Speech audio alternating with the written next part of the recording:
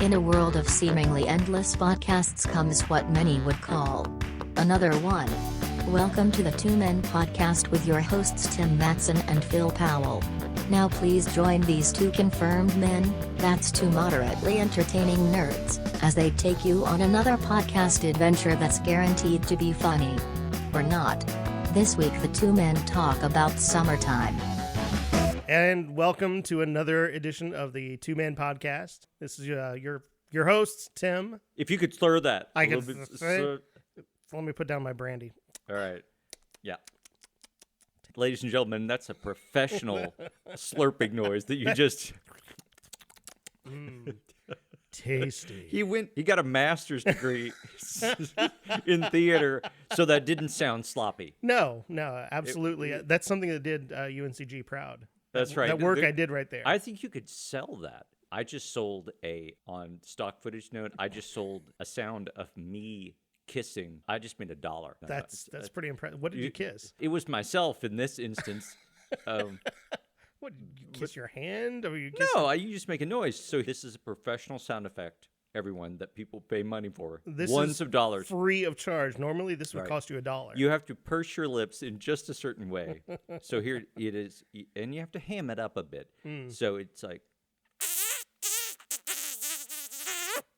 that's a kiss. That's in essence the sound effect. That's amazing. I wish you could see this. Phil looks like he just swallowed an entire lemon while he did that. That's right. You have to pucker. That was really a lot of pucker. Yeah, that's pucker. All right. So anyway, this week we're going to talk about summertime, maybe things we did back in summertime. Yes. When we were kids. Swimming, for instance. I mean, unless you're in the Polar Bear Club. Did you like swimming? No, I was never a good swimmer to begin with. Then at a young age, I saw Jaws. Right. And so then I was terrified to swim all the way across the pool. I was sent to swimming class when I was like 5 years old. And that was the summertime thing. Yeah. And they were pretty brutal. It was, okay, no more dog paddling. No.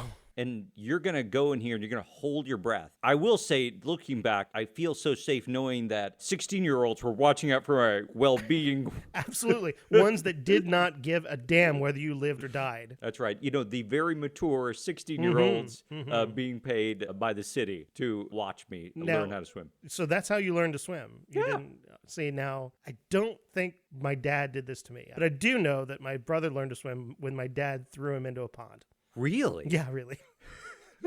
I think that shows some favoritism to you. Well, he very well may have done that to me. I just don't remember. Well, you survived. It worked. I lived, so yeah. That's right. I can doggy paddle with the best of them. Do you ever do anything else like throw you in a boar's pit or get rid of a fear of pigs? Just throw you in with a bunch of boars. Yeah. And if you made it out, then you wouldn't be scared anymore. Awesome. I learned how to swim there, but they pushed you off the diving board, the high dive, which is pretty scary. And all of the really good kids actually jumped and did like a dive. Right. And then you had to be forced off at gunpoint. Less courageous individuals, such as myself, perhaps, who have a rational fear, what I would consider a rational fear of heights. You kind of crawl down off the board and you kind of, I hung on to the board, you kind of lowered yourself down, and you're still holding with your hands, and you have people chanting, "Let go! It's like let go!" The equivalent of a man on the building and a crowd telling him to jump. Right, exactly. But it was clear those mean teenagers, they were not going to let me climb back up. No, nor did you have the upper arm strength to do so. Right. Everything in your body tells you this is going to kill you. This is the end. That's right. I do remember, obviously, letting go, and then I went into the water, thought I was going to die right then, and then I came back up, and my self-esteem was elevated in the sense that I had somehow managed to do something which mankind had been doing for millennia, which is basically dunking your head underwater. Yeah. Getting damp. That's right. I think I joined Boy Scouts, and I really liked Boy Scouts, except for camping. And so every time the fashionable uniforms that got you? No, I just liked the meaning, and they would play cool games, and there would be some guy who was like, I don't know what kind of scout. He was the scout leader, and he would stand up there and he would say something moral. Scouts was to me was like prayer meeting, which is you got to play and have fun with your friends, and then the cost for that was listening to somebody talk for 15 minutes. Right. There's always a price. When it came time to, and we're going to go camping, I always would sick out. I would always be like, there's nothing. And to this day, I just will not. I will not go in a place where there's a whole bunch of bugs, and ticks. It's like, come on, ticks. These I have Lyme disease. This is not safe. I have a perfectly good house to sleep in. Why am I out here in this little plastic sheet over my head? So tell me your best tick story.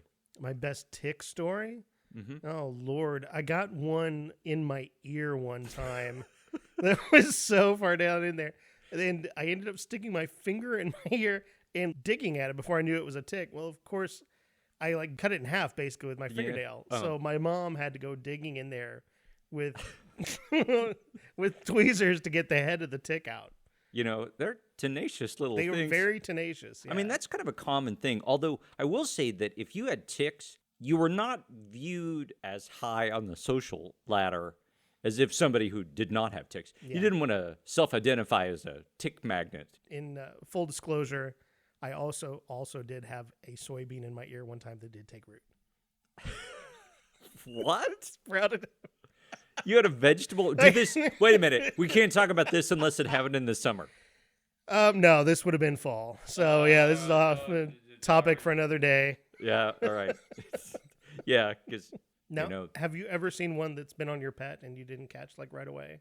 Oh, they get bloated. Massive? They get bloated, Oh, yes. that's disgusting. Unfortunately, I have. Yeah. That's somebody who's, I imagine they're pretty happy. Ticks. What, the ticks? Yeah, the ticks are pretty happy. I guess. Although until you step on them and they blow up like a ketchup packet. Right, but that's somebody who's full. That's somebody. So you're saying that at their moment of greatest happiness is when they expire, and that's a great way to go out. That's right. It's like when you get so full, you're like, I gotta move. I gotta find me someplace else. I gotta exercise before I can eat again. Their legs can't even touch the ground at that point. Do ticks store up for the winter? I have no idea. I mean, I've never seen what happens after they get that big. I mean, do they just lie wherever they fall off and digest that until they can move again? I don't know. I mean, that's we need to call in a tick specialist. Yeah, we really should get a specialist on this.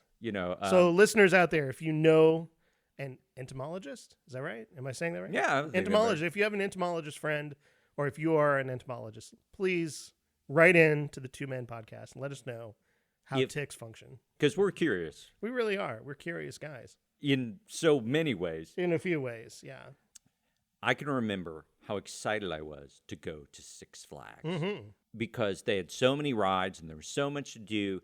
And I can remember I bought the map. You plan out your day? You plan out your day so you could be most efficient to get on Why the. does that not surprise me? Log ride, roller coaster, whatever the makeout ride was. Yeah, Tunnel of Love or whatever. Okay, sure. But see, do you remember what it was at Six Flags? God, no, it's been forever. forever. I remember Oh, and have my therefore God. made out at Six Flags more recently than you. This does not surprise me. So hit me with it. What was the makeout ride? It was the Tom Sawyer ride or Huck Finn. It was a Mark Twain themed ride. I You would remember that. you would get in a bucket. I don't know there what it was. a mine during part of that? Do you Yeah. go into a mine? Yeah. Well, it gets dark. Hence the Well, makeout. sure, Hence the makeout. Yeah, absolutely. The poor attendant that I know that they had stuck in the middle of that ride. Mm. The things they must have seen. It'd be like, yeah, all right. Do they still have makeout right? Well, or more relevantly, do people still make out? How many years have you been married? I'm sure they still make out. Surely. Yeah. I mean, you got to start somewhere. So, have you ever had a girl laugh after you kissed her? Had a girl laugh after I kissed her. Yeah. Not that I know of. Depends on how quickly after the kiss the laugh occurs, I suppose. I tell you, there's nothing. There's nothing. Dying to hear nothing that will boost your confidence more as a 13-year-old than having a girl immediately laugh after you finished what you think is a thoroughly proficient kiss. I mean, it's... Well, you've been demonstrating on this podcast that you're very proficient. That's right. Then have her give indications to the contrary.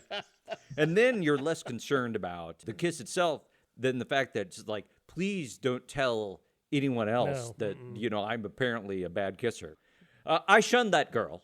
I Oh, shunned well, that girl, as but well you should. I didn't really have a choice. I think the direction of the shunning is in question, to be honest. So, make-out rides at Mhm. Six Flags. I don't think there's a make-out ride at Disney World. It's a small world.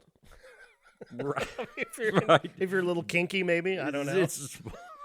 Hey, baby, I told you it was a small world. Yeah, that was yeah. inappropriate. Yeah, But sure. I don't I think there's can't a really make-out. think of a good makeout. I mean, there's Space Mountain that occurs in the dark, but man, you would have to be You very would have to dexterous be. You would have to be. and fast. You would have to be. You would have to have like a mount where your heads were interlocked, Absolutely. because there would be some jaw damage at the There would be very least. yeah, there'd be a lot of logistics go into that. I don't know. I don't think there is a place to make I out. in really don't Disney think so. I World. mean, the Hall of Presidents that doesn't Yeah. exist anymore. But No. when we were kids, the Hall of Presidents. Yes, if you're gonna, That's stationary and quite boring. that's right. And there's a bunch of stuff that they don't even have anymore. God. Mm. I rode on 20,000 Leagues Under the Sea. Oh God, funny story about 20,000 Leagues Under the Sea. It's not actually. The ride was fake. No, when I was a little kid, see, I told you about my trauma with Jaws. Well, the same thing was with the 20,000 Leagues Under the Sea. I was terrified of that giant squid, absolutely terrified. And so when we went to Disney World, we were in the line for It's a Small World. Right. And the tickets that we had the names of the rides on them. Yeah. And they got punched whenever you went on that ride. Well, we were going on It's a Small World, but right next to it, it said 20,000 Leagues Under the Sea. Right. I saw that, and I looked down and saw we were getting into a small boat on water and thought we were getting on 20,000 Leagues Under the Sea and just completely lost it.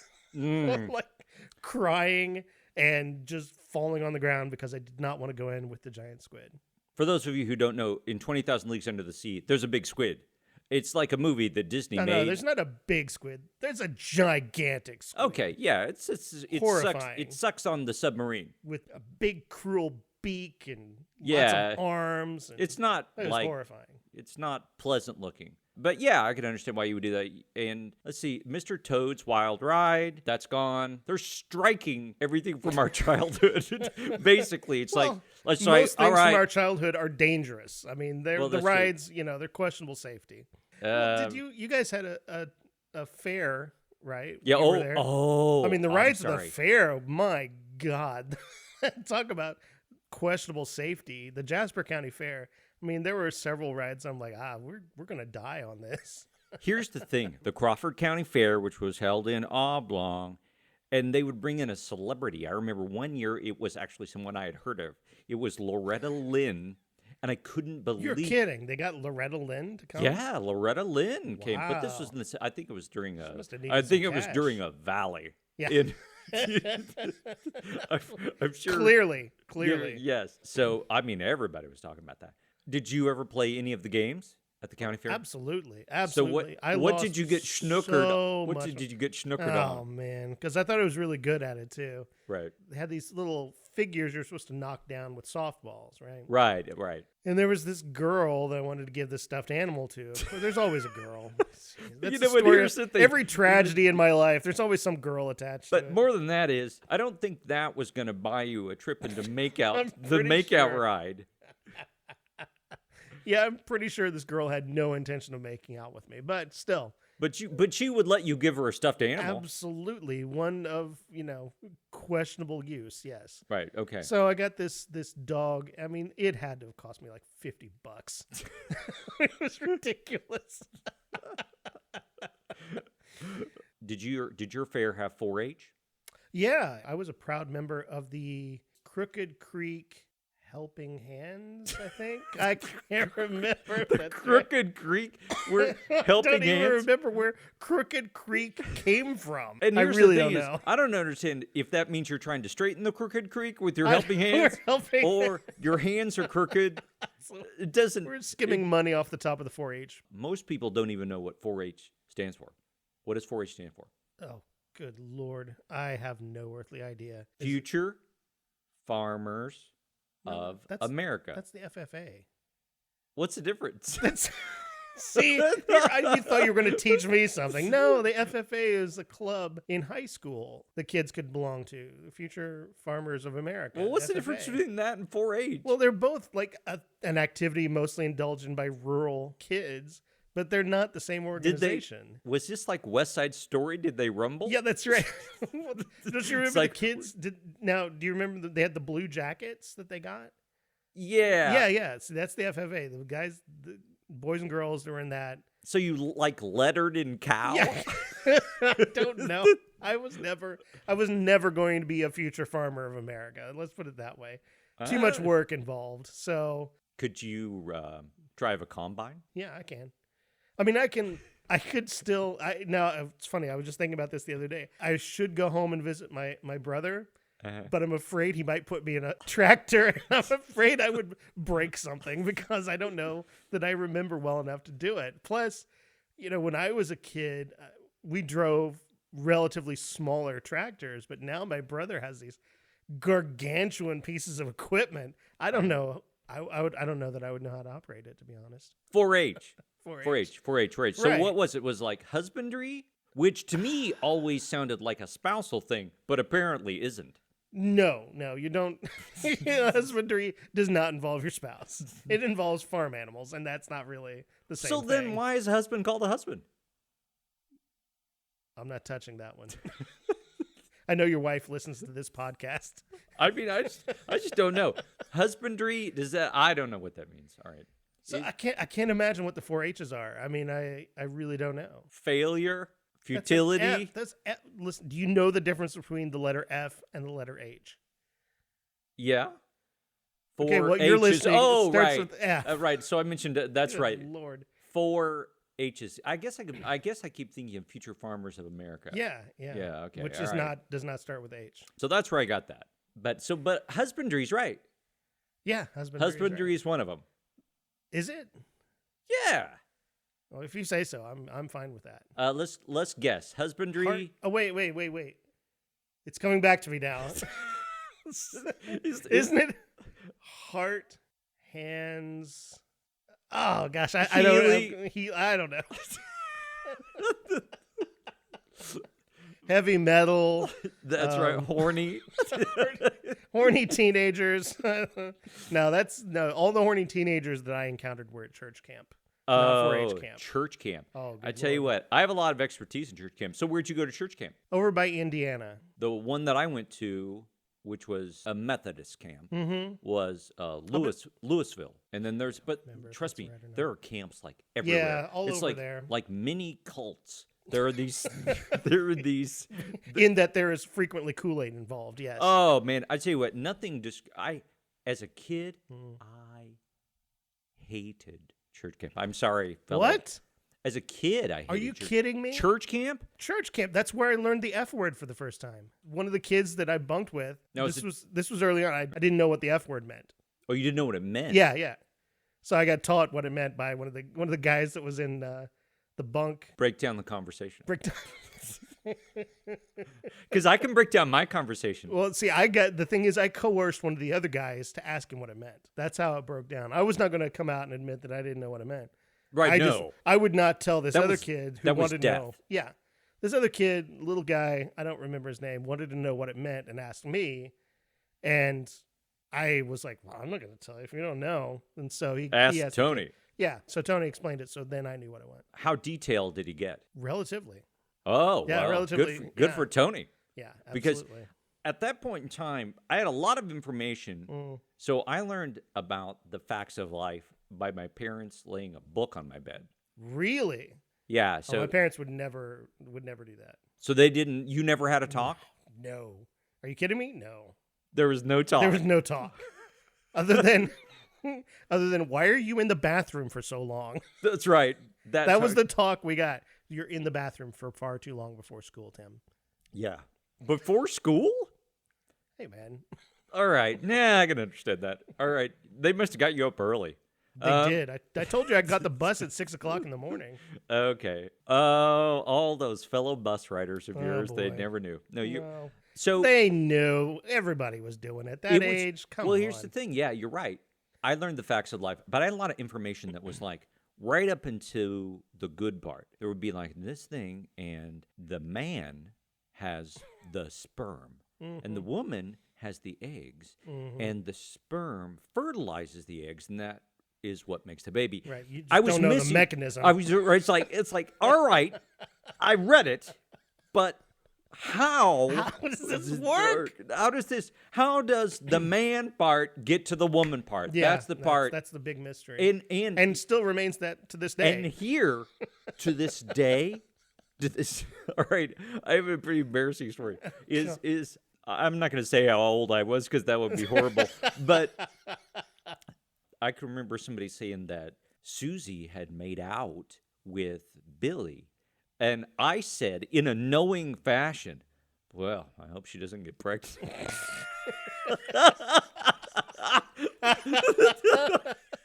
Because again, I didn't know how the eggs. No. I didn't know how the eggs. For all I knew, those eggs and sperm, they were in your mouth. I didn't know. We had a very similar thing. We were in PE class in 7th grade, and we were talking about girls and getting pregnant. Right. And one of my pals, Scott Rice, God bless him, probably never listened to this. But if you do, hi Scott, how's it going? I'm about to tell an embarrassing story about you. Scott, in his worldly wisdom, let us know that you didn't have to worry about getting girls pregnant. There's a secret. Really? Yeah. You just go use the bathroom before you have sex. That's how you avoided getting them pregnant, because, that way you don't go in them. Okay. It's the secret. And of course, all of us nodded knowingly, like, oh yes, that's the way you do it. Common knowledge. Yeah, I knew that. Yeah. Yeah, obviously.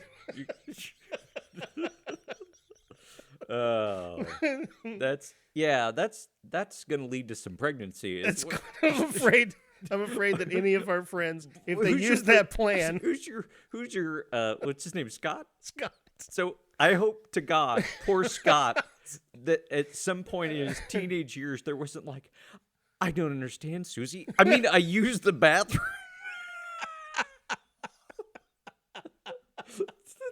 Oh, and then what are we gonna call him? I don't know. Something that starts with P. We're gonna need an explicit rating for this show. That's right, and I don't think I can edit this. This is gonna be oh my God. Okay. He's flushed. I'm flushed. He flushed. Yeah. I got the vapors.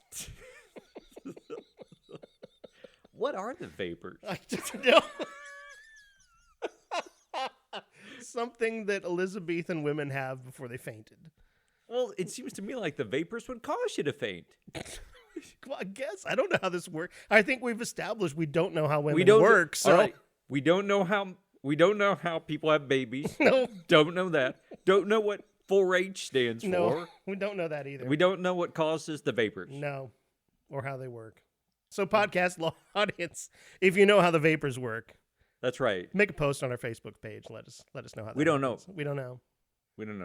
We're clueless. There's a lot that we don't know. So church camp, we never talked about it. Yeah, church camp. There was a place on our church camp called Lover's Lane, which was basically a sidewalk that you walked down in the dark to this tree stump where you were supposed to do whatever it is you're going to do. Right. Yeah, and then come back. I can remember one of the first girls that I had a date, with, so to speak, was at church camp. I learned courting skills at this point in my life. I can remember under the tent when we were holding hands, which was, pretty... It's a big deal. She was a girl, I was a boy. We were holding hands. We were touching at the same time. She wasn't... She wasn't openly repulsing, It seemed like it was going... But I can remember I said, and I said this with utmost sincerity, if you didn't wear your glasses, you would be really pretty. Whoa, that is so smooth. Yeah. How could she possibly have not fallen for that? Yeah, in hindsight. Yeah. But at the time, I thought I was paying her this, supreme compliment that you appear to be hideous. But I know the truth. It was like a Clark Kent comment. Really, what I was saying is, on the surface, you appear to be Clark Kent, but underneath, You're Superman, baby. Oh, boy. That's what I was going for. Didn't play. Didn't work out for you? Did not hold I hands. find that really surprising. Did not hold hands the next night. No. I remember I got myself, my cousin, Mac Lackey, and my dad was preaching that year, which is, I tell you what, you talk about a drag. Is when your dad preaches church camp, your odds of holding hands with any girl are really low at that point. You know, I can remember when girls called me a fox in high school. I thought that was great. Really? Yes. Wow. That was a sign of... Is this before the silver hair? Yes. Before you give me the silver fox? Yes, I am now the silver fox. That's right. Yes. You're welcome. Yes, thank you very much. Ladies and gentlemen, he's lying. I don't have any gray hair at all. He's absolutely perfectly beautiful. That's right. So who called you a fox? How did this happen? Sorry to sound stunned. I'm not trying to sound stunned or anything. I'm interested. You know, it was kind of a tool that I think girls used. Oh, we're going to get letters. Oh, not boy. really. Probably not. No one's listening, so it's That's fine. right. We're talking into the void. But I would think it was just something that girls said to guys. Now, you wouldn't say it to the super ugly kids or the super outcast kids. You would never say. But girls called guys foxes. I don't think that's true. Well, in my high school, they did. I mean, well, let's see. There was hunks. There was foxes. I'm trying to think what we called the girls. I think maybe we called them foxes. I can't remember. What did we call girls that were attractive? Out of our league. Yeah, that's probably true. It's probably closer to the truth. Yeah. And once again, it's time to play everybody's favorite game, Instant Opinion, with your pals Tim and Phil. Great, and this time it's going to be my turn to pepper Phil with 10 items. Yes. In which he has 10 seconds to form an instant opinion about them. All right, I'm ready. Twaddle. Twaddle. I'm pro twaddle because that's an attractive walk on anyone. A twaddle. I'm con twaddle on the con twaddle. That's pretty. All right, that's all I got. Pussy Willow. Pussy Willow. I love them at the ponds, but I hate them at the ponds because they're scratchy and they look like they would be something you would eat, but you can't. I wouldn't advise it. Thespian. Thespian. I'm pro thespian because we need more people who think highly of themselves and are egotistical in this world. And I'm anti-thespian in this sense that it's competition for me in plays. All right. Wait a minute. Sorry. All right. Clam bake. Clam bake? Clam bake. Okay. Clam bakes are great because you get together with your friends and bake clams, I guess. But it's horrible because clams are smelly. That's at least my theory. I don't know. I don't know what clams smell like. Fartles. Fartles.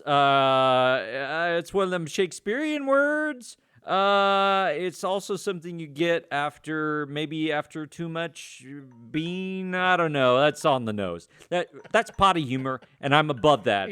So ignore that I just made that. All right. Stephen Van Buren.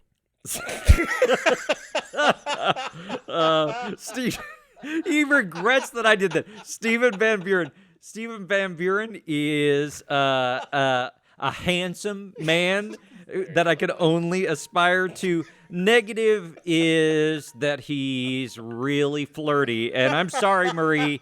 The truth is the truth. He's really flirty. He is. He's a flirtatious man. A lot of hands on. Oh, he's going to kill us. Yeah. That has been Instant Opinion with your pals, Tim and Phil. Greetings. I am Alice, highly paid digital assistant to the two moderately entertaining nerds of the Two Men podcast. Want to let us know what you thought of the show? Have a topic you'd like to hear discussed? Feel like demanding your money back? We'd love to hear from you on 2 out of those 3 questions. Drop us an email at twomencast@gmail.com. In the meantime, please rate us and leave a review on iTunes or your podcast service of choice. Also, For all discussions moderately entertaining, you can find us at facebook.com/2mencast. Please join us again next week when we'll be guaranteed to be funny. Or not.